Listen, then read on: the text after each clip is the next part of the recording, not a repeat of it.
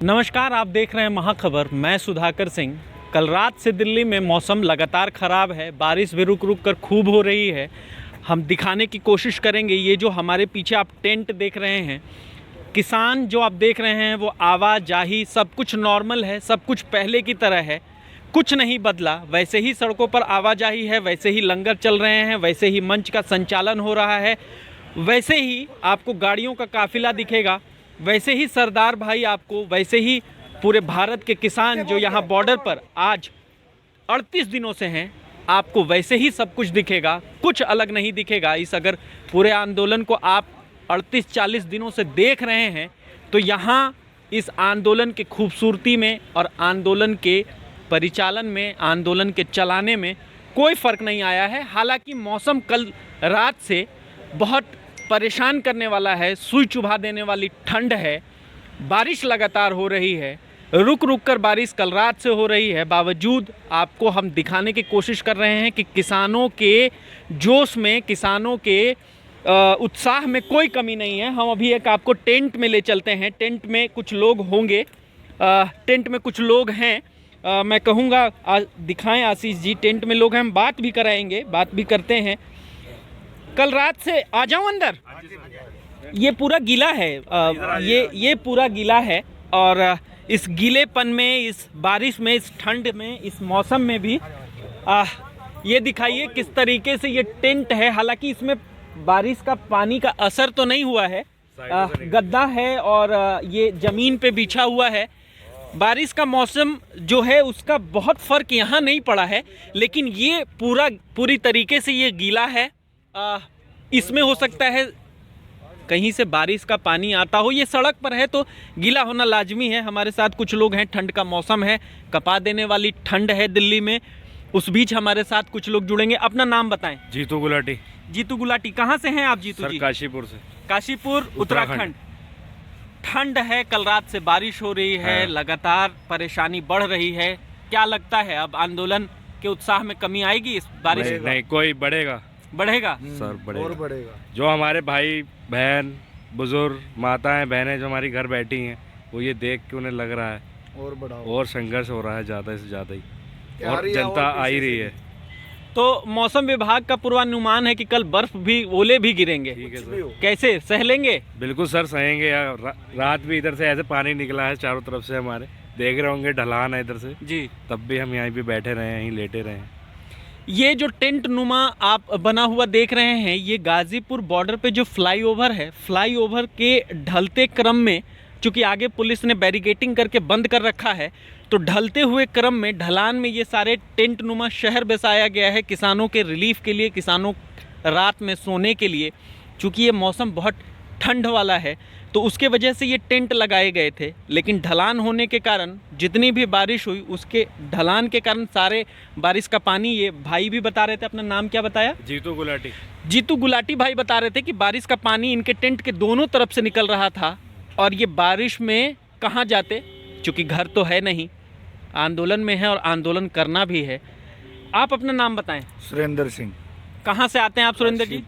उत्तराखंड से। उत्तराखंड से। उत्तराखंड तो देवभूमि रही है, लेकिन देवता हैं कि लगातार जुल्म, जोर, कठिनाई आंदोलन में और बढ़ रहा है। ये तो शुरू से किसानों के साथ अत्याचारी हुई है, आज तक मिला ही क्या है किसान को? गन्ना तुलवा लो, पेमेंट नहीं है, धान तुलवा लो, पेमेंट नहीं है। ये जो अब सरकारी धान तुले हैं, कोई किसान बता दे कि हमारी पेमेंट टाइम से दी गई है। और 1888 का करने के बाद भी ये मोदी सरकार 5-5 किलो देती थी, इन्होंने 1 कुंटल पे 12-12, 15-15 किलो धान काटा है हमारा। कोई भी ये, हम इस सरकार को तो मुर्दाबाद ही कहेंगे। ये हाल है, देख रहे हैं हम, लेकिन हमें इससे कोई फ़र्क नहीं पड़ता। हम किसान के बेटे हैं, खुद किसानी करते हम। हमें तो ये ओला, बारिश, ये सब तो हर बार सहना पड़ता है, कोई आज नई बात थोड़ी है। लेकिन ये है कि उस टाइम पे थोड़ा घर में होता है बंदा तो अपना कमरे में आ जाता है, लेकिन अब हम संघर्ष के लिए अब तैयार हैं।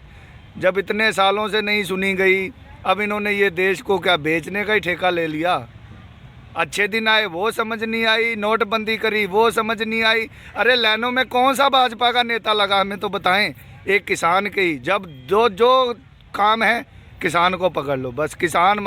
अरे क्या किसान रोटी नहीं खाता क्या? कभी पिज़्ज़े का वो कर दिया, ये पिज़्ज़ा खाते, हम भी किसान हैं। हमारे घर से तुम बुला के बाहर पिज़्ज़ा बेचो तो वो पिज़्ज़ा है, लेकिन जो हमारा खुद खा लें तो वो गलत है। नहीं, हम ऐसा नहीं सहेंगे, हम संघर्ष करेंगे। हमारे यार मित्र तो फ़ोन कर रहे हैं कि किसी चीज़ की व्यवस्था की कमी है तो हम पूरा साथ देने को तैयार हैं।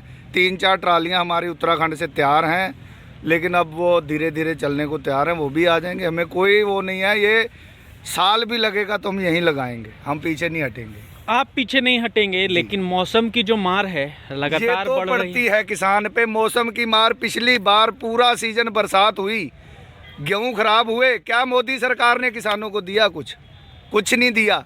अब बरसात पड़ रही है, क्या हुआ? फसलों को भगवान देख रहा है ना पीछे। जब किसान यहाँ संघर्ष करेगा तो पानी भी तो लगाना है, वो भगवान लगा रहा है, भगवान लगा रहा है पानी, खाद पानी अपना लगवाएंगे जल के कोई ना कोई। पीछे हमारे यार दोस्त सब बुजुर्गों का भी आशीर्वाद हमारे साथ है।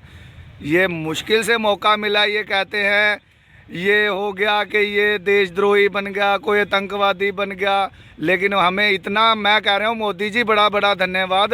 सब बंदों को एक साथ मिलने का मौका मिल गया। हिंदू मुस्लिम यहाँ सब भाई भाई की तरह रह रहे हैं, किसी को कोई इतराज़ नहीं। अच्छा, मुझे एक बात बताइए, आपने कहा कि बारिश हो रही है, गेहूं को पानी पट रहा है। हाँ जी। इस बारिश से आप खुश हैं? बिल्कुल खुश हैं।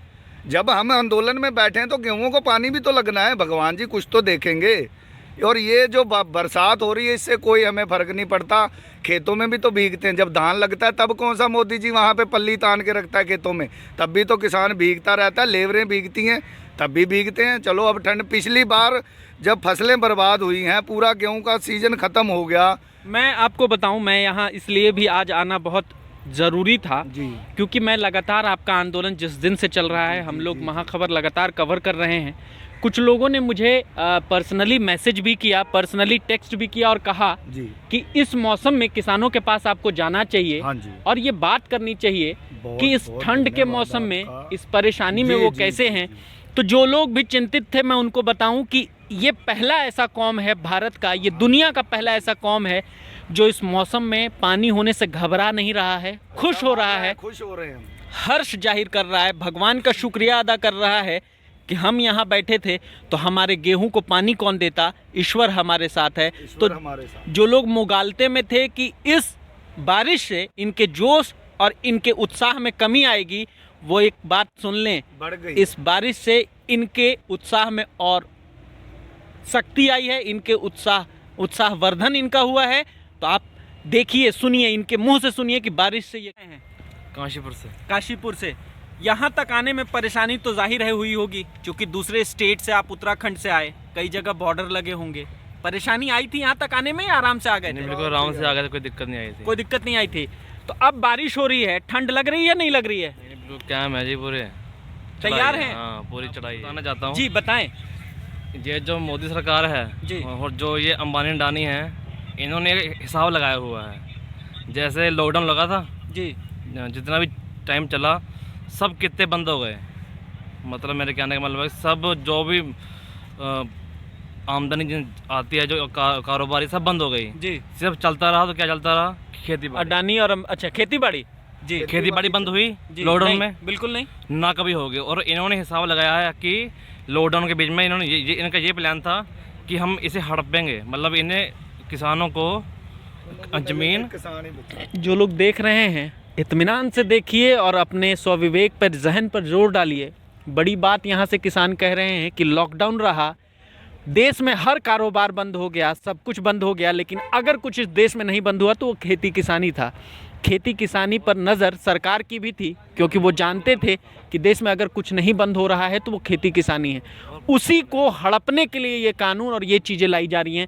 जी। और एक बात और, जो पाकिस्तान का रास्ता खुला हुआ है, कॉरिडोर खुला हुआ है, यहाँ से सीधा व्यापार होगा यूरोप से। पाकिस्तान, अफ़गानिस्तान, यूरोप, अमेरिका सब यहाँ से जाएगा। इसलिए इनको पता है वहाँ इस खेती की कमी है। आपको पता है अमेरिका में कुछ परसेंट किसान रह गए हैं, यूरोप में रह गए हैं कुछ परसेंट। सिर्फ किसी के लिए ये जो बिल थे वहाँ पर भी हैं ये बिल, और ये यहाँ पर बिल भी आ गए। ये अंबानी और अडानी जितने भी बड़े कॉर्पोरेट घराने हैं, ये यहाँ से सीधा इंटरनेशनल मार्केट बनेगा और यहाँ से जितना भी जैसे हम गेहूँ वगैरह वेजिटेबल्स हैं जितने भी सब यहाँ से सस्ते सस्ते में लेके वहाँ डॉलरों में और यूरोप में बेचेंगे, पाउंड्स में बेचेंगे, यूरो में बेचेंगे। तो यूरो और पॉन्ड्स में बेचेंगे, मैं समझ रहा हूँ, तो ये तो अच्छी बात है। यूरो और पॉन्ड्स में बेचेंगे तो किसान की आमदनी बढ़ेगी। एक मिनट, ये अच्छी बात उनके लिए है ना। अब हमारी ये ले रहे हैं, गोभी ले रहे हैं, हमें लिए 20 रुपये किलो, 10 रुपये किलो लगा लीजिए आप। और ये एक गोभी जो ये पैक करके बेच रहे हैं, ये 600 रुपये किलो बेच रहे हैं। बताइए, हमसे लेके इन्होंने कुछ उसमें सोना लगा दिया क्या गोभी में?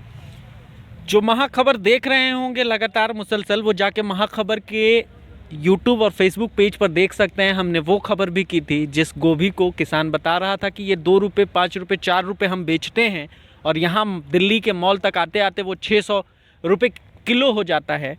हम सब ने ये बात की थी कि बिहार में एक किसान ने खेती की थी गोभी की, उसको सही मूल्य नहीं मिल पाया था, जिसके कारण उसने गुस्से में पूरी अपनी खेत रौंद दी थी।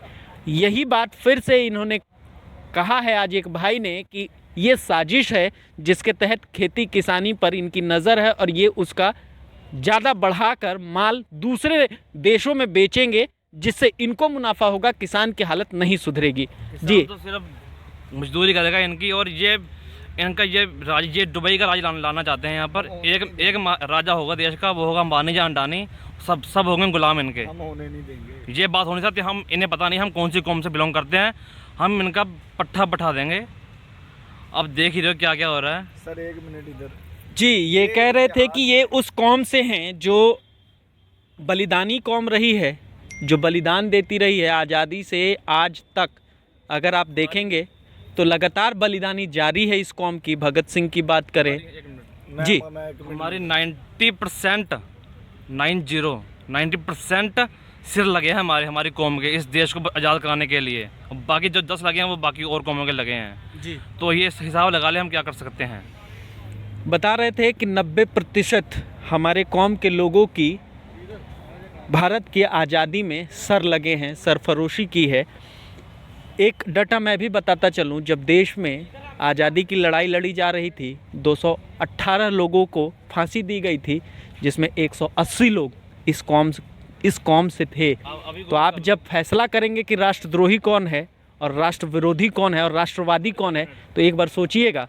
जी, आप गूगल कर लो, जितने भी सांसद में जितने भी MLA बैठे हैं, जो भी नेता बैठे हैं, वो उसमें 50% क्रिमिनल हैं वो जी, उनके ऊपर केस चल रहे हैं, तभी भी वो सांसद हैं इस टाइम। और ये आतंकवादी हमें कह रहे हैं, आतंकवादी हम हैं जब वो हैं। तो आप सुन रहे थे रोष कितना ज़्यादा है, गुस्सा कितना ज़्यादा है। जो संसद में बैठे लोग इनको राष्ट्र विरोधी कह रहे हैं। इनका भी सवाल है कि उन पे कई FIR हैं, उन पे कई चारित्रिक हनन का कई भी दोष है। एक बार सरकार भी जांच कराए। और सुने, 1 मिनट, एक हमारे साथ भाई हैं वो, जी बताएं आप। इतिहास में ये एक पहला काम ऐसा है जिस चीज़ को हम नहीं लेना चाहते, हमारे ऊपर ज़बरदस्ती क्यों कर रहे हो? हर बंदे ने अपनी मांग रखी है, हमें ये चाहिए, हमें ये चाहिए, लेकिन हम तो इसको वापस कर रहे हैं। क्यों दे रहे हो हमें? हम नहीं चाहते ऐसा कानून। आप होते कौन हो हमारी खेती को अपने हक में करने वाले? हम पालते, हमें पता है। अरे ये अंडानी अंबानी जो बैठे, इन्हें पता है एकड़ का कितना बीज डलता है, कितनी लेबर लगती है, कितना डीजल लगता है, और ये कहते हैं कि ले जाओ जहां मर्जी। अरे किसान के पास तो अपनी मंडी के पास ले जाने के लिए डीजल नहीं होता, और ये क्या कनाडा में भिजवाएंगे किसान का अनाज? तो उनके पास गणित करने के लिए लोग बैठे हैं, उनके पास हाथ पैर है जो उनकी मदद करेंगे कि कैसे एक बीघे में कितना अनाज पड़ेगा, 1 बीघे में कितना पानी पड़ेगा। हैं उनके पास लोग। वो तो तब आएंगे ना जब हम यहाँ से हटेंगे। तो हम खेत में घुसने तो आए तो सही। कौन आ रहा है? आए तो सही, हम तो तैयार बैठे हैं। दूर खेतों में तो क्या जाना, वो यहाँ बॉर्डर पे ही आ जाएं। खेत तो बड़ी दूर है, बॉर्डर पे ही आ जाएं। साफ कहना है कि हम दिल्ली के बॉर्डर पर बैठे हैं। पिछले 38 दिनों से सरकार में दम है, सरकार के लोगों में दम है। आके हमसे यहाँ बात करें। खेत तो बात की बात है, खेत में हम जाने देंगे कि नहीं देंगे ये बात की बात है। एक और मित्र जुड़ रहे हैं, जी बताएं। जी, ऐसा आंदोलन एक बार पहले भी हुआ था, 1907 में हुआ था।